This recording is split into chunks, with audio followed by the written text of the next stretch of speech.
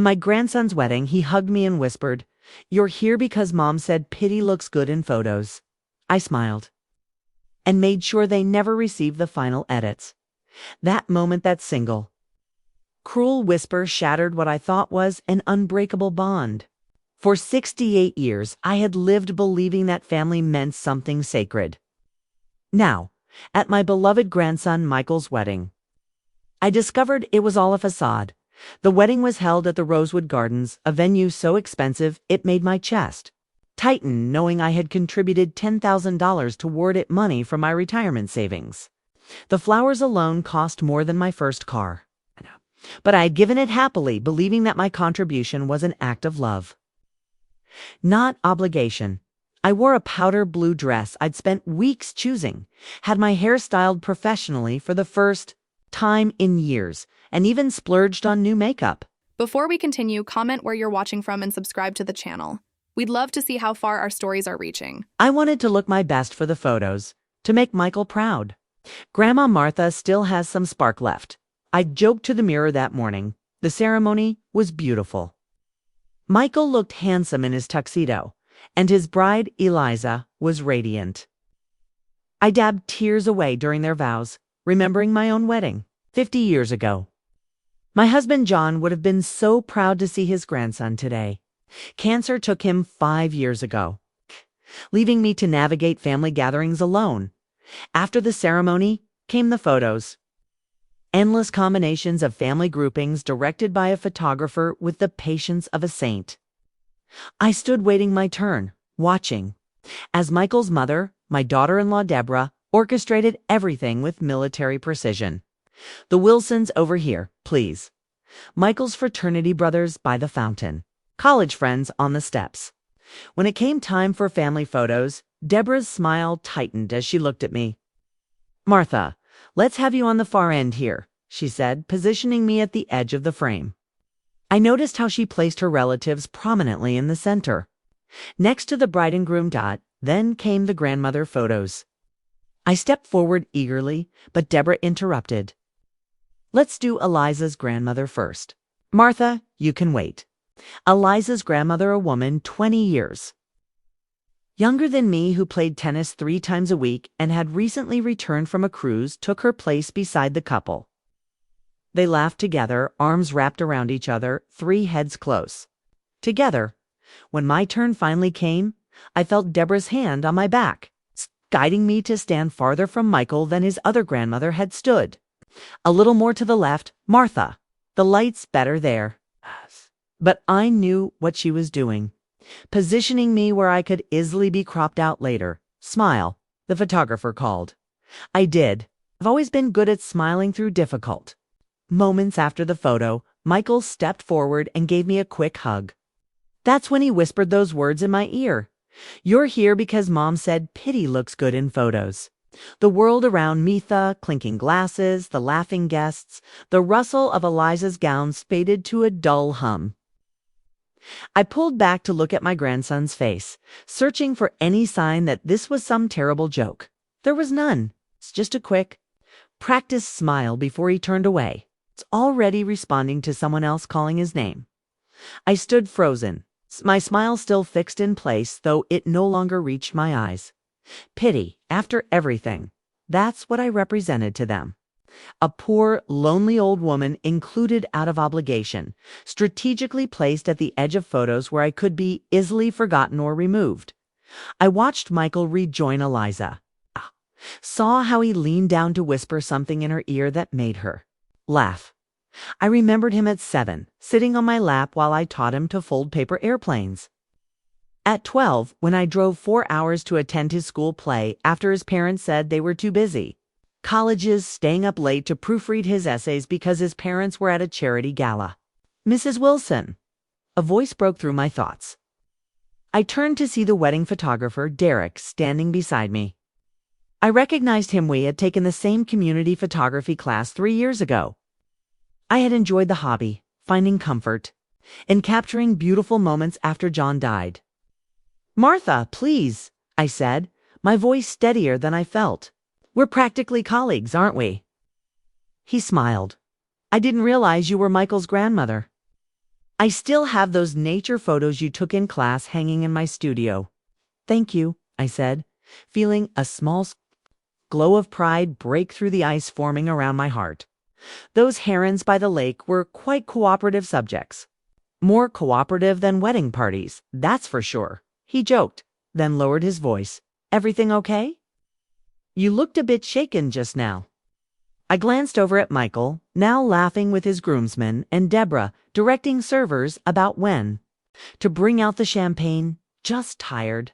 I lied. It's been a long day. Derek nodded, though his eyes told me he didn't quite believe me. Well, I'll be editing these photos over the next 2 weeks. The family has requested a rush job. Shifted inside me at that moment. A quiet realization, followed by a calm, clear thought. Derek, I said softly, I'd like to talk to you about those edits sometime. He raised an eyebrow.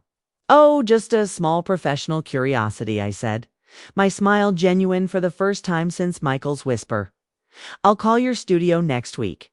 I watched him walk away. I felt something I hadn't felt in years. The slow, steady burn of purpose. They had invited me here for pity, positioned me to be forgettable. Whispered cruel truths, thinking I would simply accept them.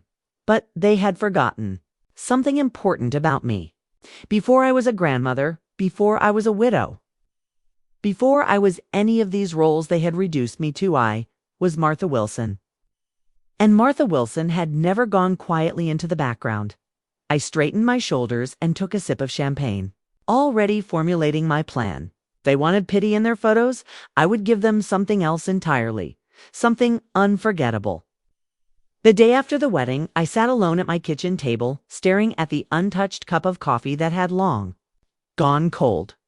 Outside, rain tapped gently against the windows of my small suburban home, the home where I had raised my son James, where I had welcomed his bride, Deborah, and where I had babysat Michael countless times while they built their careers. I picked up my phone and scrolled through the few photos I had managed to take yesterday. In every one, I was positioned at the edge, my blue dress barely visible, my smile seeming more strained with each swipe. When had I become an afterthought in my own family? It hadn't always been this way. When James married Deborah, 28 years ago, I had been central to everything, offering advice, helping with wedding plans, opening my home to them while they saved for their first house. I remembered Deborah's appreciative hugs, her insistence that I call her daughter instead of daughter-in-law. We won the mother-in lottery with you, Martha, she used to say, making James beam with pride. Everything changed when they moved into Lakeview Estates, a gated community where homes started at 7 figures. Suddenly, my modest ranch-style house was quaint, and my homemade gifts were met with tight smiles rather than genuine gratitude. The transformation was gradual but unmistakable. Deborah climbing the social ladder, James following behind, and me increasingly out of place. In their new world, the phone rang, interrupting my thoughts. I checked the caller ID, James. My heart skipped. Perhaps he had sensed something was wrong. Perhaps Michael had confessed what he'd said to me. Hello? I answered, trying to keep my voice light. Mom, do you have the gift receipt for the silver serving tray you gave Michael and Eliza? No greeting, no asking how I was feeling after the long day. Good morning to you too, James, I said, unable to keep the edge from my voice. A pause. Sorry, Mom. Good morning. It's just that Eliza already received 2 serving trays, and Deborah thought it might be better if they exchanged yours. Of course she did. I closed my eyes, remembering how I had saved for months to afford that Reed and Barton tray, specifically because Deborah had once mentioned admiring one in a friend's home. It's in my purse, I said. I can mail it to you. Actually, we need it today. The return period ends tomorrow. I can swing by and pick it up on my way to the club. An errand. That's what I had become, an errand to run between the wedding and the golf course. I'll leave it in the mailbox, I said. Why make him come inside and pretend to want to visit? 2 hours later, I watched from the window as James's Mercedes pulled into my driveway. He didn't turn off the engine. grabbed the envelope, and drove away with a casual wave. Not even noticing I was watching, I sank into my armchair, memories flooding back. The first time I noticed the distance growing between us was 5 years ago, at James's 50th birthday party. Deborah had organized an elaborate celebration at their country club with a jazz band and catered dinner. To help, only to find myself without a designated seat at any of the tables. "Oh, Martha," Deborah had said, looking flustered. "I'm sure we can squeeze you in somewhere." I ended up at a table with distant work colleagues of James, making awkward small talk while watching my son celebrate across the room. Surrounded by people I barely knew. That same year, when John got sick, James and Deborah visited exactly twice. During 6 months of treatments, they sent flowers. They called occasionally. Well, they were just so busy. With Michael's college applications and Deborah's charity committee, I never complained, and eventually planned his funeral with minimal input from our only child. At the service, James gave a beautiful eulogy about the father who had coached his Little League teams and taught him to drive. Then he left early because Deborah had a fundraiser that evening. The doorbell rang, pulling me back to the present. Through the peephole, I saw my neighbor Grace holding a Tupperware container. "I brought soup," she announced when I opened the door. "You looked exhausted when you got home yesterday, and I figured the last thing you'd want to do is cook." Grace was 73, a widow like me with children scattered across the country who rarely visited. We had formed a friendship based partly on proximity and partly on shared circumstances. "You're a lifesaver," I said, ushering her in. "Coffee." She settled at my kitchen table while I poured us both fresh cups. "So," she said, stirring in her cream, "how was the big society wedding?" I hesitated, then decided Grace had earned my honesty. It was beautiful, expensive, and I discovered I was only invited as a pity case. Her spoon clattered against the mug. "What?" I told her everything: the photo positioning, Michael's whispered confession, James's call this morning about the gift. Receipt. Those ungrateful little Grace caught herself. "Sorry, Martha, but that's just cruel. After everything you've done for them." I shrugged, aiming for nonchalance but feeling the sting of tears. Apparently my contributions aren't worth much. Anymore, not unless they come with the right brand name or social connection. Grace reached across the table and squeezed my hand. "What are you going to do?" I thought about Derek, the photographer, and the germ of a plan forming in my mind. I'm not sure yet. But I'm done being the convenient grandmother they can position. At the edge of the frame. "Good for you," Grace said firmly. "It's about time." After she left, I picked up the phone and dialed Derek's studio. His assistant answered, and I asked if I could schedule a meeting about Michael's wedding photos. "I'm the grandmother of the groom. I have some specific requests regarding the final edits." There was a brief silence. "I'll need to check with Derek. Can I get your name?" "Martha Wilson." 20 minutes later, my phone rang. "Mrs. Wilson," Derek's voice was warm. "I was hoping you'd call. Can you come by the studio tomorrow at 10? I'd like to show you something." At night, I couldn't sleep. I kept hearing Michael's words echoing in my head. Mom said pity looks good in photos. How long had they viewed me that way? The pitiful widow. The outdated grandmother. The obligation. I got up and went to my closet, pulling out old photo albums.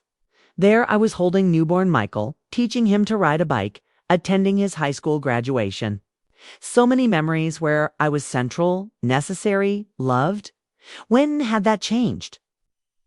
And more importantly, what was I going to do about it now? Derek's photography studio occupied a renovated brick building downtown with large windows that flooded the space with natural light. As I pushed open the glass door, a bell chimed softly overhead. The walls displayed stunning portraits and wedding photos, each capturing genuine emotion rather than posed stiffness. "Martha." Derek emerged from a back room, extending his hand. "Thank you for coming." He led me to a small consultation area with comfortable chairs and a large monitor. Coffee steamed in ceramic mugs on the table between us. "I've started reviewing the wedding photos," he said, turning the monitor toward me. I thought you might want to see some of the preliminary edits. The first images appeared on screen. Michael and Eliza cutting the cake. Their first dance, James giving his father a vagrom speech. There were beautiful shots perfectly capturing the day's glamour. Then Derek clicked to the family portraits. My breath caught. There I was, at the very edge of the frame, partially shadowed, while Deborah stood prominently beside Michael. In another shot, I had been positioned so far to the side that my blue dress was barely visible. I noticed you were consistently placed at the margins, Derek said carefully. During my years of photographing weddings, I've developed an eye for family dynamics. The positioning is usually intentional. I appreciated his directness. Very intentional, I confirmed. Derek hesitated, then lowered his voice even though we were alone. At the wedding, after what Michael said to you, I saw your face. I know that look. My eyes stung with unexpected tears. To be seen, truly seen after years of feeling invisible was overwhelming. I have a proposition, Derek continued, clicking to a different set of photos. These are the same family shots, but with some preliminary editing. I wanted to get your opinion. New images filled the screen, and I gasped. In these versions, I was properly illuminated, my position in the frame balanced with everyone else's. The shadows that had partially obscured me were lightened, and my blue dress stood out crisp and elegant against the wedding backdrop. These are the edits I'd normally make, Derek explained. Balancing the composition, ensuring everyone is properly lit and positioned within the frame. It's standard practice to adjust for poor positioning or lighting issues. I studied the photos, seeing how different I looked when properly included. Not pushed aside, not an afterthought. Just a grandmother, proud and present at her grandson's wedding. The family has requested the final album within 2 weeks, Derek continued. They've paid for my services, but what? I prompted when he trailed off. The thing is, Mrs. Wilson, I technically work for the couple, but I believe photography should preserve the truth of family connections, not reinforce petty exclusions. I took a sip of coffee, thinking, what exactly are you suggesting? The contract states they'll receive edited digital files and a printed album. What the contract doesn't specify is exactly how I'll edit them. I could ensure the final photos show everyone, including opposition, with equal prominence. A small, satisfied smile formed on my lips. And would this approach cause any professional issues for you? Not at all. I'm simply fulfilling my obligation to create balanced, well-composed photographs, about refusing to be erased from my own family's visual history throughout the day. Sometimes these reveal more truth than the posed photos. He opened the folder, and my heart swelled. There I was, kneeling to help one of Michael's young cousins with his shoelace. Another showed me laughing with Eliza's grandmother. In one particularly beautiful shot, I stood alone by the garden, looking elegantly pensive in my blue dress against a backdrop of roses. You have a natural grace on camera, Derek commented. It's rare to capture such genuine moments. In these unposed photos, I wasn't pitiful or forgettable. I was dignified, kind, present. I'd like to include several of these candidates in the final album, Derek said. They're some of the most authentic images from the day. I nodded slowly, a plan crystallizing in my mind.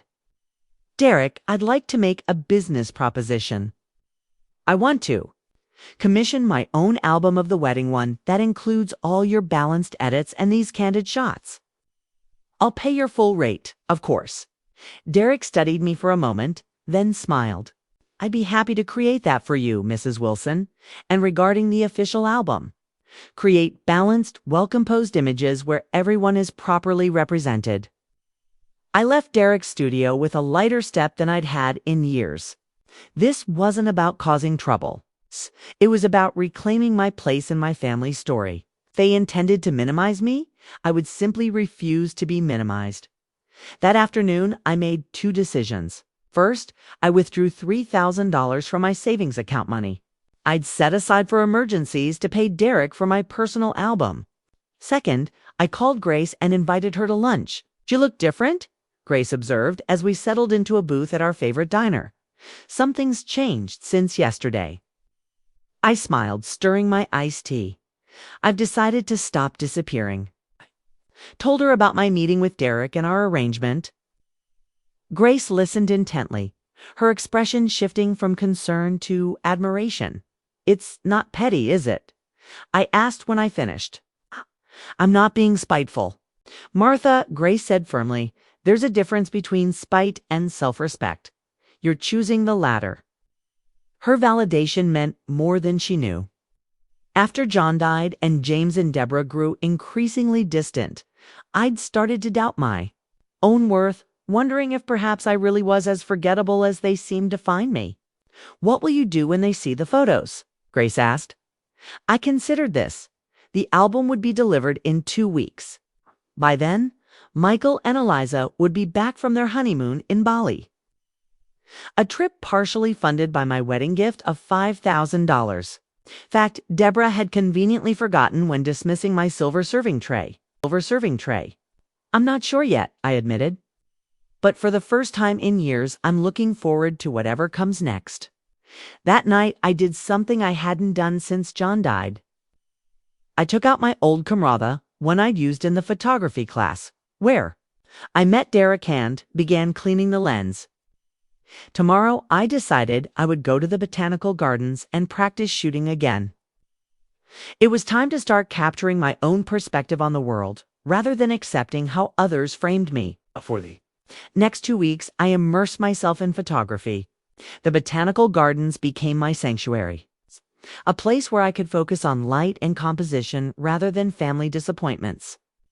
I captured dewdrops on spiderwebs, the vibrant plumage of visiting birds, and the geometric perfection of unfurling ferns. Each evening, I reviewed my photos, deleting mediocre shots and editing the promising ones.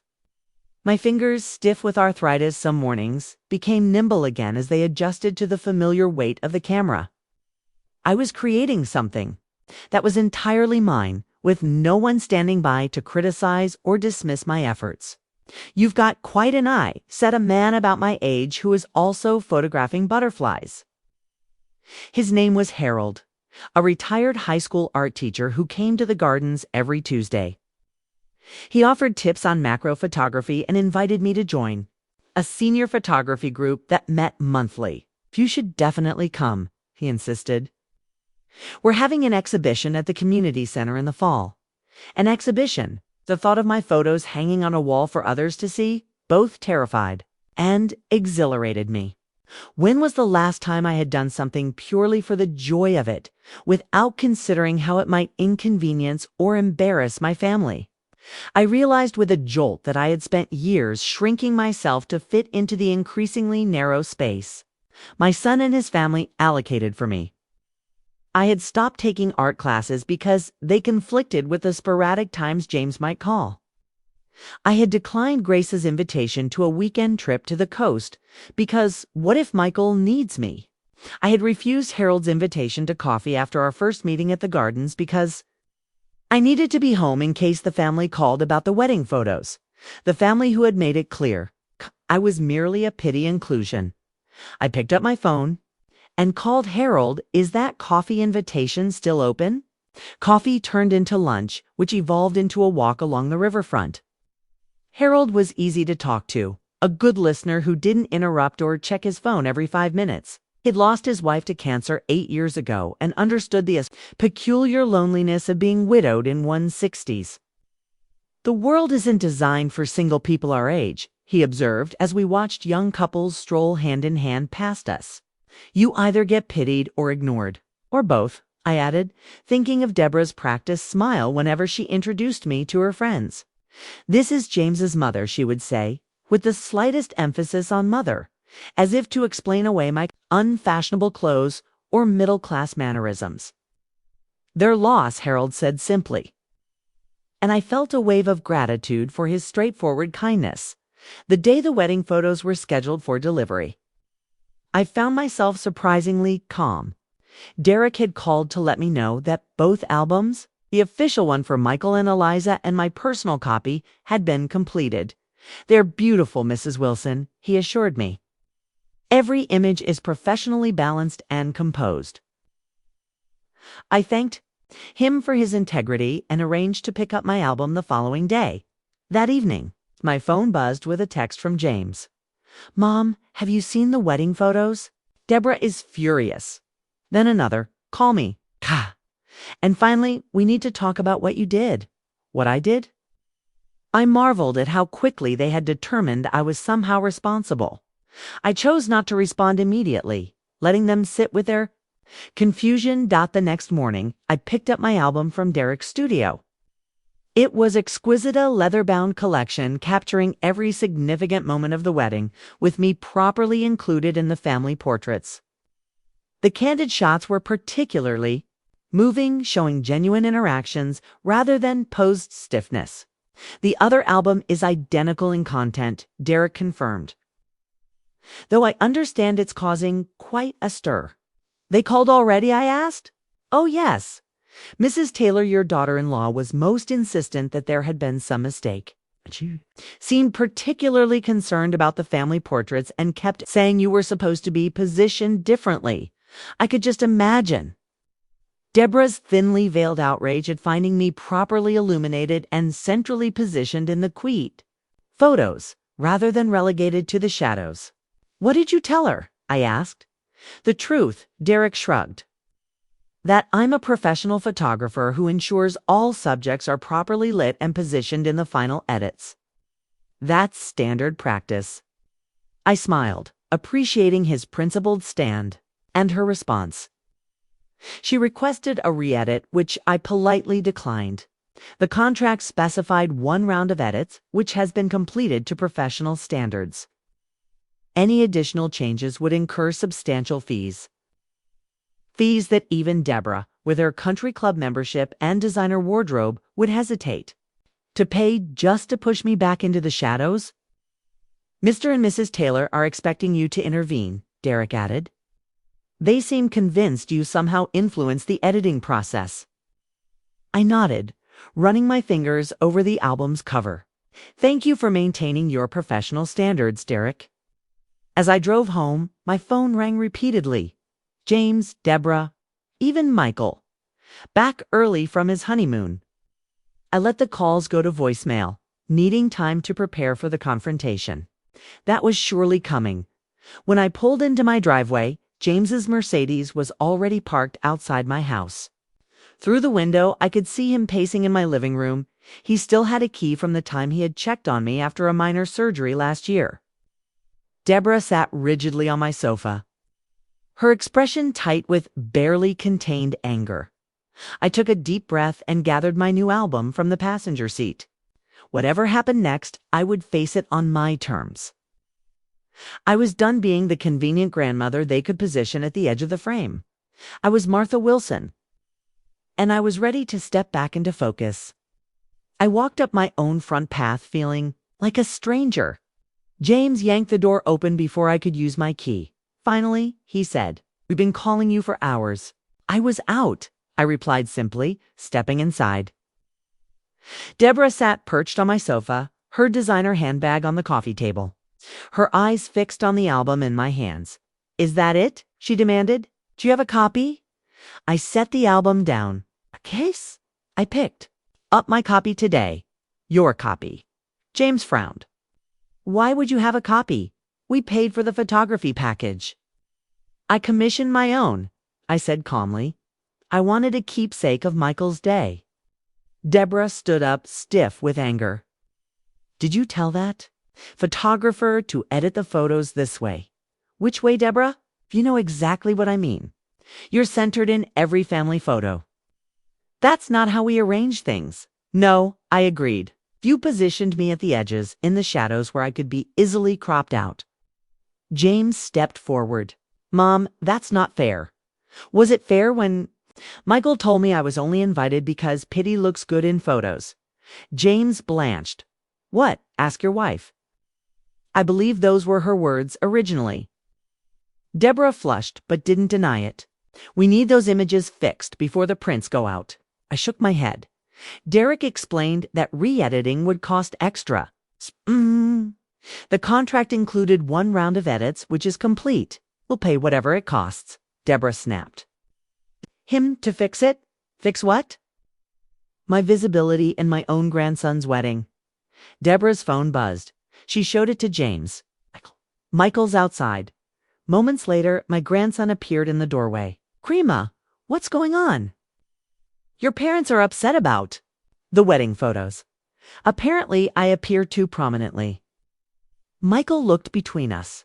Is this about what I said at the wedding? I was just repeating, Michael. Deborah cut him off. This is about photographs being edited incorrectly.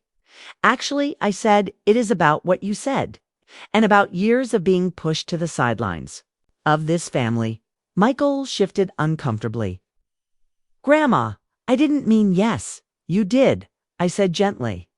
That's what hurt most. Not that you said it, but that somewhere you learned I was someone to be pitied rather than respected. James moved between us. That's enough, Mom. Is it? Is it enough to be treated like I don't matter in my own family?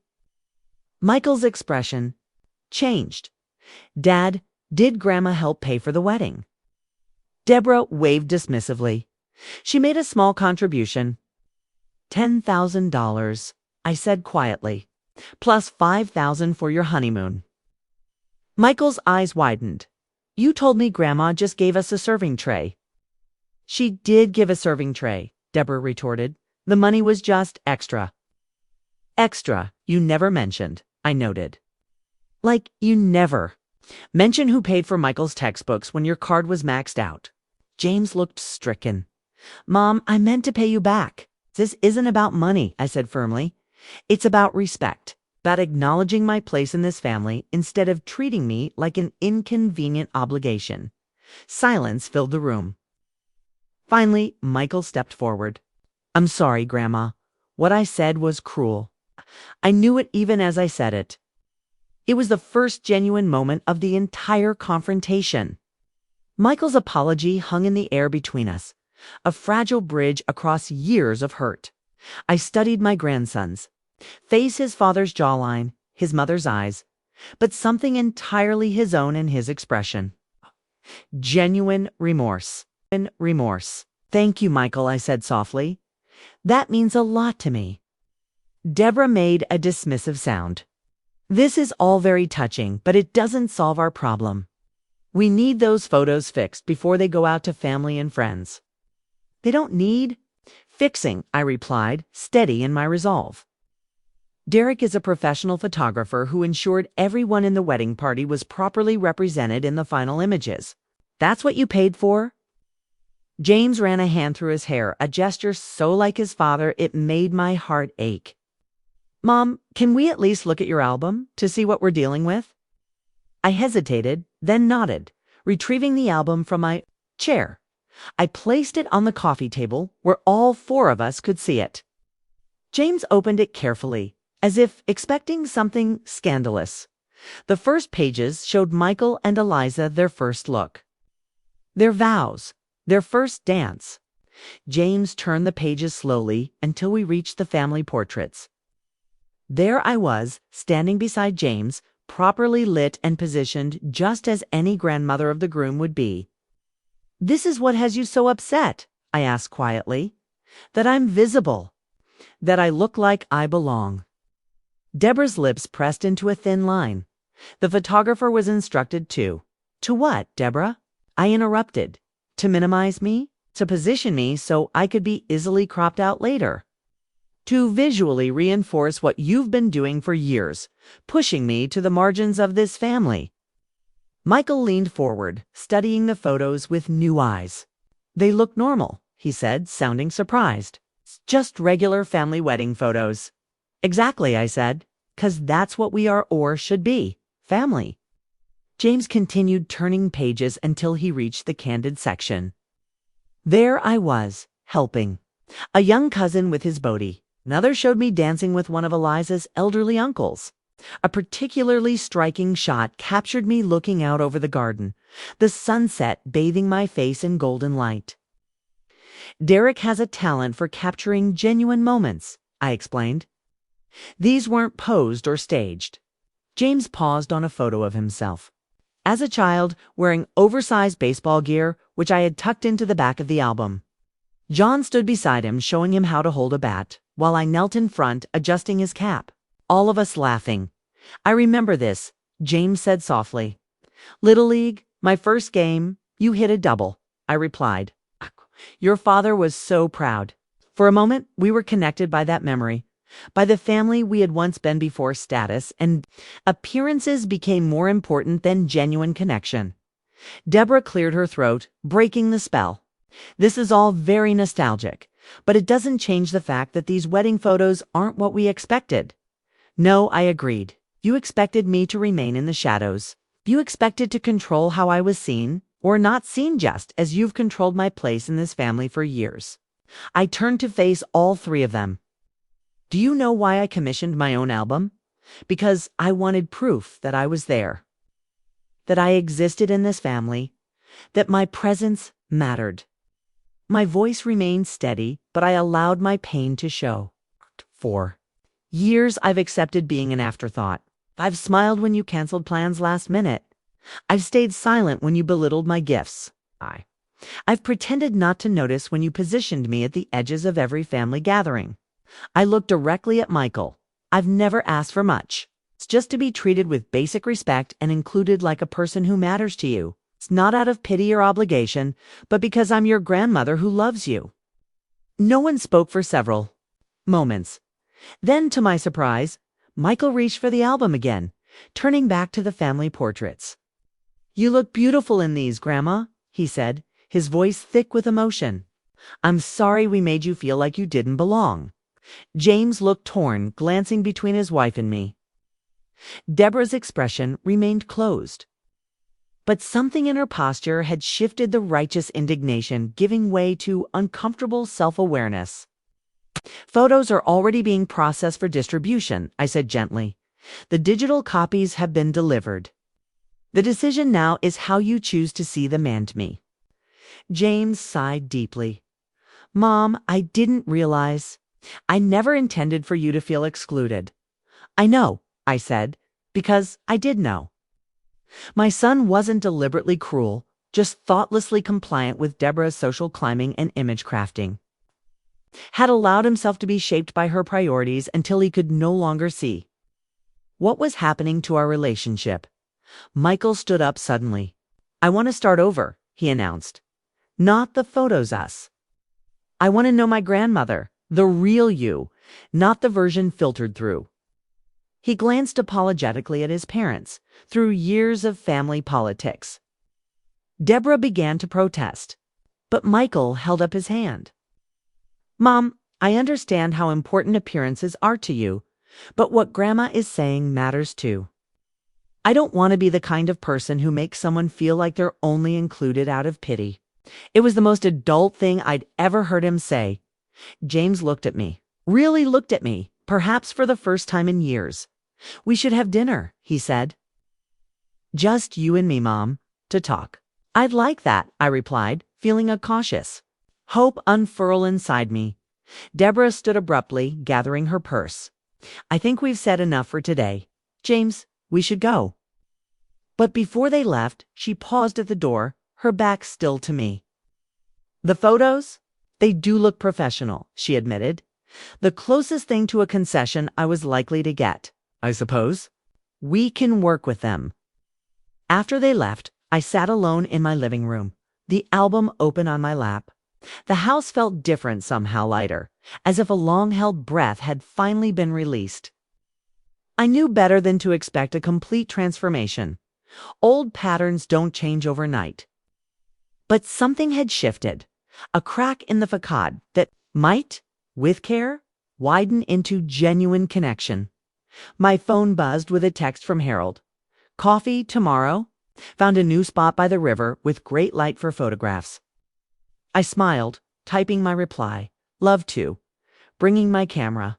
3 weeks later, I sat in a small gallery at the community center, surrounded by my photographs from the botanical gardens. Harold stood nearby, proudly showing visitors his landscape series. To my surprise, James appeared at the entrance, scanning the room until he spotted me. "Mom," he said, approaching with a tentative smile. "This is impressive. You never told me you were so talented." "You never asked," I replied, but without bitterness. We were both trying now. Behind him, I spotted Michael and Eliza examining one of my butterfly images with genuine interest. Michael caught my eye and waved, his smile unrehearsed. "You never told us you did this kind of work, Grandma," he said, coming over to join us. "These are really good." Eliza nodded in agreement. "They're beautiful, Martha. You have such an eye for detail." I felt a warm glow of pride, not because I needed their approval, but because it felt genuine for the first time in years. No condescension, no obligation, just honest appreciation. Michael and I were wondering, Eliza continued, slightly hesitant, if you'd be willing to teach us a little about photography. We bought a nice camera for our honeymoon, but didn't really know how to use it properly.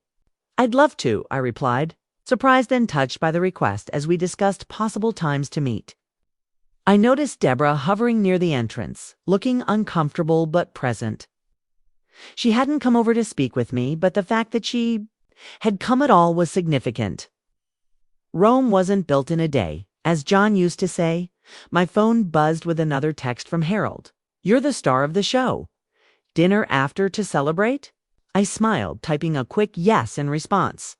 The following Sunday, I met Michael and Eliza at the Botanical Gardens, cameras in hand. I showed them how to adjust settings for natural light, how to frame a subject, how to be patient enough to capture the perfect moment. Their enthusiasm was infectious, reminding me of teaching James when he was young. "I wish we'd done this sooner," Michael said as we reviewed their photos on a garden bench. "All those years, I never really knew what you were interested in." "We have time now," I assured him, and meant it. That evening, I had dinner with Harold at a small Italian restaurant overlooking the river. We talked about photography, books, travel plans, all the things that made up our lives beyond family roles and obligations. When he reached across the table to take my hand, it felt natural and right. "You're different these days," he observed. "More present?" "I am," I agreed. "I spent too many years trying to be seen by people who weren't really looking. Now I'm focusing on the ones who are." 2 months after the wedding photo confrontation, James and I had our promised dinner. Just the two of us at a quiet restaurant downtown. It was awkward at first. Years of distance creating conversational potholes we had to navigate. "I've been thinking a lot about what you said," he finally admitted over dessert. "About being pushed to the sidelines. I didn't see it happening, but looking back, I should have. We all played our parts," I replied. "I allowed it to for longer than I should have." He nodded, acknowledging the truth in that.